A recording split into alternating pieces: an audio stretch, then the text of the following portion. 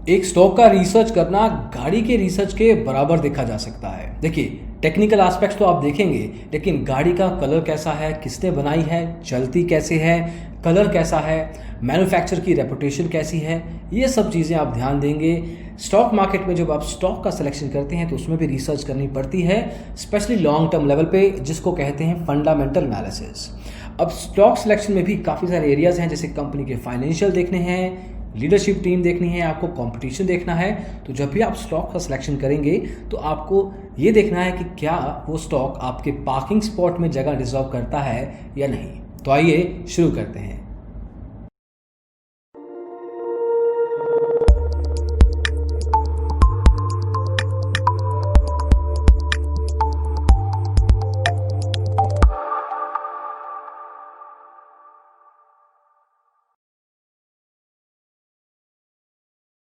तो शुरू करते हैं इन रेशियोज को। 12 ऐसे रेशियोज रहेंगे। सबसे पहला रेशियो है PE ratio, price to earning ratio. इसमें देखा जाता है कि 1 रुपया प्रॉफिट बनाने के लिए आप उस पर्टिकुलर कंपनी के स्टॉक में कितना पैसा लगाना चाहेंगे। अब इससे आपको आइडिया होगा कि over a period of time आपको कितना रिटर्न मिलने वाला है। यहाँ पे आपको पीई रेशियो को अंडर वैल्यूड या ओवर वैल्यूड स्टॉक को फिगर आउट करने में भी मदद मिलेगी। मतलब कि क्या वो स्टॉक का प्राइस आज की तारीख में जितना होना चाहिए उससे ज़्यादा है या कम। देखिए, ऑलरेडी अगर ज़्यादा है तो फ़ायदा नहीं है उसमें पैसा लगाने में, क्योंकि जितना उसका एक्चुअल में वैल्यू होना चाहिए वो ऑलरेडी उससे ज़्यादा है और उतना प्रॉफिट आपको लॉन्ग टर्म पे नहीं दे पाएगा। अंडर वैल्यूड स्टॉक्स को आपको देखना है। जो अंडर वैल्यूड स्टॉक्स होते हैं उनका पी रेशियो 1 से कम होता है। आपको इंडस्ट्री के साथ भी कंपेयर करना है, या तो वो इंडस्ट्री के बेंचमार्क के बराबर हो या उससे कम। अगर पी रेशियो कम है उससे इंडस्ट्री के कंपैरिजन में, तो आप उसमें पैसा लगा सकते हैं, वो अंडर वैल्यूड स्टॉक है। लेकिन अगर इंडस्ट्री के रेशियो से ज़्यादा आता है, वो ओवर वैल्यूड स्टॉक है, उससे दूर रहें। दूसरा रेशियो इस लिस्ट में आता है पेग रेशियो। अब PEG ratio basically PE ratio divide by company's future growth prospect है। मतलब एक कंपनी फ्यूचर में कितनी ग्रो कर सकती है उसका आइडिया देता है। फेयर वैल्यू इसकी 1 से कम है, मतलब अगर 1 या 1 से कम है तो उसमें पैसा लगाया जा सकता है, लेकिन अगर ज़्यादा है तो दूर रहें। देखिए, जो भी रेशियोज़ की हम बात करेंगे आपको थोड़ा बहुत बेंचमार्क बताएंगे कि उसकी वैल्यू कहाँ तक की होती है, ताकि उसके बेस पे आप थोड़ा बहुत आइडिया ऑलरेडी ले सकें। जहाँ तक पीई रेशियो बताया हमने या पैग रेशियो बताया, पीई रेशियो में आपने इंडस्ट्री कंपैरिजन करना है, लेकिन पैग रेशियो 1 या 1 से कम है तो अच्छी बात है, ज़्यादा है तो प्रॉब्लम हो सकता है। इस लिस्ट में तीसरा रेशियो आता है पीबी रेशियो। इसको कहते हैं प्राइस टू बुक रेशियो। अब मान लीजिए कि कोई कंपनी आज की तारीख में बंद हो जाती है। अगर ऐसा होता है तो उस दिन उस कंपनी के एक स्टॉक की वैल्यू क्या होगी, उसको बुक वैल्यू कहते हैं। अब पीबी रेशियो जो अगर 2 है फॉर एग्जांपल, तो उसका मतलब है कि कंपनी आज की तारीख में अपनी बुक वैल्यू से ट्वाइस डबल वैल्यू पे ट्रेड कर रही है। जनरली देखा जाए तो स्टॉक मार्केट में अपनी बुक वैल्यू से ज़्यादा ही होती है कोई भी कंपनी का करंट स्टॉक प्राइस। बट अगर कोई स्टॉक अपनी बुक वैल्यू के कंपैरिजन में या तो बहुत कम या बहुत ज़्यादा वैल्यू पे ट्रेड कर रहा है तो प्रॉब्लम है। उस तरह के स्टॉक से आपको दूर रहना है। तो जैसे कि पीई रेशियो में आपको बताया, PB price to book ratio को भी आपने इंडस्ट्री लेवल पे कंपेयर करना है और उसके बाद आपको डिसीजन लेना है। प्राइस टू बुक रेशियो में फॉर एग्जांपल अगर आप ध्यान दें कि कोई भी कंपनी है, उसका बुक वैल्यू मान लीजिए 500 रुपये है, उसका करंट मार्केट प्राइस 800, 900 या 1000 रुपये है, तो ये एक नॉर्मल प्रोसीजर है। लेकिन अगर बुक वैल्यू 500 है और अगर उसका करंट मार्केट प्राइस 2500, 3000 है या 50-60 रुपये है, तो दोनों केसेस में प्रॉब्लम है। इन दोनों केसेस में आपको दूर रहना है। Twice is good enough, but 5 गुना कम, 5 गुना ज़्यादा कुड बी अ प्रॉब्लम। अगला रेशियो है आरओई, रिटर्न ऑन इक्विटी। ये एक एनुअलाइज्ड परसेंटेज है जो पूरे साल का बताता है कि कंपनी ने अपने शेयर्स पे कितना रिटर्न दिया है। फिल्टर आउट करने के लिए 12 या 12 से ज़्यादा परसेंटेज अगर आरओई है किसी कंपनी का, उसको आप निकाल दें, उनको सेलेक्ट नहीं करना है। लेकिन आपको हिस्टोरिकल आरओई, मतलब पिछले 3, 5, 7 साल में उस कंपनी ने कितना आरओई अपनी कंपनी में रिपोर्ट किया है वो देखना ज़रूरी है। उसके लेवल पे आपको देखना पड़ेगा कि उस सेक्टर में, मान लीजिए आप आईटी सेक्टर की बात कर रहे हैं, इन्फोसिस, टीसीएस, विप्रो, एचसीएल, ये स्टॉक्स को देख रहे हैं, तो उनका आरओई पिछले 5-7 साल का देखिए, जो कंसिस्टेंट लेवल पे अपने स्टेक होल्डर्स को अच्छा खासा रिटर्न दे चुका है आरओई लेवल पे, उस पे आप पैसा लगा सकते हैं। अगला रेशियो है ऑपरेटिंग प्रॉफिट मार्जिन, OPM भी कहते हैं इसको। अब जनरली OPM जो है किसी भी कंपनी का अपनी सेक्टर की बाकी कंपनीज के बराबर होना चाहिए। ये जनरली एक नंबर की तरह भी देखा जा सकता है, इसको परसेंटेज के रूप में भी आप देख सकते हैं। एक अच्छा इंडिकेटर है कि कंपनी अपने इंडस्ट्री में एक प्रॉफिटेबिलिटी लेवल पे पहुंच चुकी है। लेकिन यहाँ पे थोड़ा सा डिफरेंस आता है। यहाँ पे अगर आपकी कंपनी के पास अच्छा ब्रांड है, वो सिर्फ नाम पे ही बिक जाती है, तो वो अच्छा खासा पैसा मांग सकती है अपने कस्टमर से, क्योंकि एक विश्वास नाम का फैक्टर आता है, एक ट्रस्ट फैक्टर बन जाता है। तो वहाँ पे थोड़ी प्रीमियम लेवल पे वो अलग तरह से कंपनी पोजीशन हो जाती है अपने कंपटीशन के कंपैरिजन में। तो उस तरह से उसका ऑपरेटिंग प्रॉफिट मार्जिन थोड़ा सा रिलेटिवली बेटर हो सकता है उस पर्टिकुलर सेक्टर में। अगला रेशियो इस लिस्ट में है इन्वेंट्री टर्नओवर रेशियो। इसको थोड़ा ध्यान से समझने की ज़रूरत है। कोई भी कंपनी जो कि इन्वेंट्री रखती है फिजिकल लेवल पे, वो कितनी बार अपनी इन्वेंट्री को रिन्यू करती है एक फाइनेंशियल ईयर में।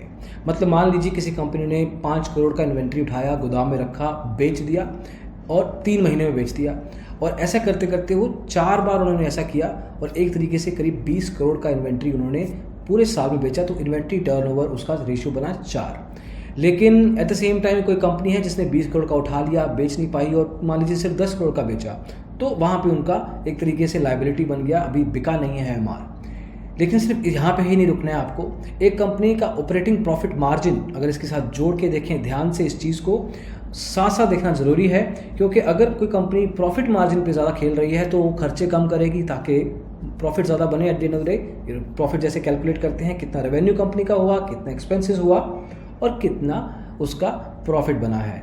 तो यहाँ पे इन दोनों चीज़ों को देखना ज़रूरी है।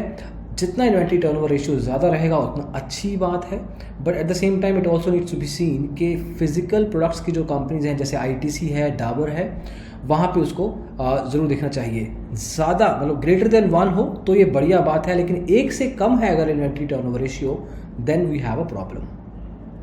इस लिस्ट में 7वां रेशियो है डेब्ट टू इक्विटी रेशियो। अब देखिए, जो बड़ी कंपनीज होती हैं अपने आप को एक्सपैंड करने के लिए वो कर्जा उठाती हैं, इंटरेस्ट पे लोन लेती हैं अलग अलग लेवल पे, लेकिन जो प्रॉफिटेबल या एक तरीके से डिफरेंशिएटेड कंपनीज हैं वो कर्जा कम लेती हैं, इक्विटी देने में ज़्यादा बिलीव करती हैं। तो अगर किसी का कर्जा कम है एज़ कम्पेयर टू इक्विटी, ये अच्छी बात है। और लेमन टर्म्स में ये 1 से कम हो, डेब्ट टू इक्विटी रेशियो अगर 1 से कम है तो इट्स ए गुड स्टॉक जिसको आप अपने पोर्टफोलियो में रख सकते हैं। 8वां रेशियो है क्विक रेशियो। ये बताता है कि कंपनी की लिक्विडिटी कैसी है, कंपनी के पास हाथ में कितना कैश है। तो एक तरीके से जितना ज़्यादा कैश रहेगा उतना बढ़िया बात है। तो this number again should be greater than 1, याद रखिए क्विक रेशियो। 9वां रेशियो है इंटरेस्ट कवरेज रेशियो। ये भी ध्यान देने वाला नंबर है। ये बताएगा कंपनी जितने भी लोन उठा के रखी है कंपनी ने, वो कितनी कैपेबिलिटी है उस कंपनी में वो अपने लोन्स इंटरेस्ट के साथ चुका सके। अब ये भी नंबर 1 से ज़्यादा होना चाहिए, जो कि बताता है कि कंपनी सशक्त है अपने लोन्स को, अपनी डेब्ट्स को टाइम पे कवर करने के लिए। अगला रेशियो है इस लिस्ट में प्रमोटर होल्डिंग। अब देखिए, जो प्रमोटर्स हैं, कंपनी के ओनर्स हैं, उनके पास कितना परसेंटेज शेयर है कंपनी का, ये बताता है कि कितना विश्वास है उन प्रमोटर्स को, उन ओनर्स को अपने इन्वेस्टमेंट में, अपनी कंपनी के ऊपर। तो जितना ज़्यादा रहेगा उतना बढ़िया।